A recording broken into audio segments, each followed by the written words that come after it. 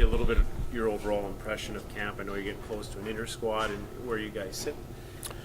Well, we sit well right now. I like where we're at. We've had to accomplish two things this last week. We've had to accomplish putting in our system play and at the same time establishing some pace back to our life. Been off all summer, and so getting the guys back in. And by that I mean, like, usually down here you're coming off a rookie camp and you're coming off an NHL training camp, and we've had to get up to speed in a short-term event. So I like where we're at. What about having a guy like Bob around to just take a look at things? I know it's beneficial for him and the organization, but how does it help you to get to talk to him and get involved in what he's thinking and how things go, once the lockout would end and you have to develop these guys for him? Well, I think Bob and his staff have been, instrumental in helping us just understand, bridging the gap relative to how we're going to play down here a little bit.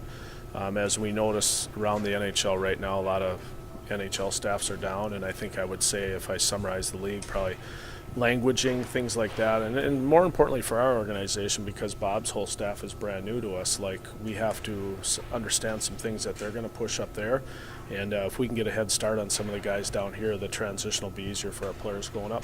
Yeah, one guy that probably will go up eventually would be Sven. What do you think of him? And what You think he's going up? Yeah, exactly. Well, I've liked Sven, and somebody asked me earlier today, like, what stands out about Sven. Sven's energy. Like, this is a kid that's obviously from another country and things like that, but he's climatized to our area. Like, he grew up around here, so he's very comfortable, but there's an extreme focus to him. He doesn't have a lot of outside, I think, interests. He's a pretty focused kid, but he has just tremendous energy on a day-to-day basis. This kid smiles. This kid competes. He just enjoys the game a lot. That's what stands out about Sven, and that's probably why he plays so well most of the time for him. He's pretty consistent. Yeah, and is that the biggest thing? You've been around this game a long time to know that when it comes to the pro game, it is, most guys have the tools, but isn't it that consistency that really matters? It's that consistency, and it's a lot of it, like, people underestimate the enthusiasm of the game. Like, we take for granted, we forget about all the hard work these kids put in to get to this spot.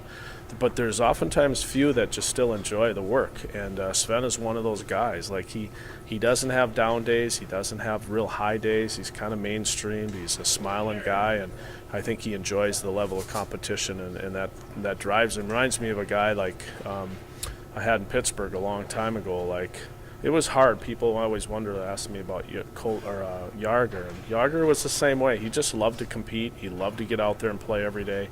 His personality wasn't too high or wasn't too low, and that's what makes people special, is their consistency. About your thoughts on Max. I know he had a bit of a stint with you last year and come up, and I know a very cerebral, heady player. What do you see in him? I've liked Max. The biggest thing you notice about Max right now is he's heavier. He's a little bit thicker than he was a year ago. We spoke the other day on the ice. He was really concerned about his comfort level on the ice with putting that extra weight on, because he's never played at this weight before. But he moves very well this week. He's done some nice things out there for us, and most importantly, I think he feels comfortable, and that was the main thing. When you ask young people to change their body and change their weight and things like that, it takes a while to get comfortable at that weight. But he seems real comfortable right now, and that excites me, because obviously he's a good player. Was it good, too, he got a taste last year a little bit to see that maybe he had to do that in the offseason to give him a gauge and a barometer that, for me to be successful as a pro player, I have to do something? I think so, for sure. Like, the benefit was for him to be here at the end of the year and kind of one of our black aces, so to speak. I thought he understood in the games that he got in, like, hey, I got to get a little bit more of this in me, I got to get a little more of that in me, this has got to become sharper, and I think that's been instrumental in his planning for this fall. It's like Mikel Detroit, such a unique military background there in the U.S. You must enjoy working with someone who's just sort of that level of attention to detail, I suppose. Yeah, him and I get along real well. He doesn't miss a trick, that guy. And he's gotten better every day. That's the good thing about Zach, is he's gotten better every day. He's felt more comfortable as he's learned the terminology and how we play. And most importantly, you do appreciate his attention to detail just as much off the ice and how he is as a human, because it just allows us to be settle in quicker. Like, he doesn't get off track too much there, because he's stable as a person. Like, that stability as a man is helping him become a good player. His development as a player a little bit unique as well, given that he had the 2 years off. And how would you rate him just in that development arc?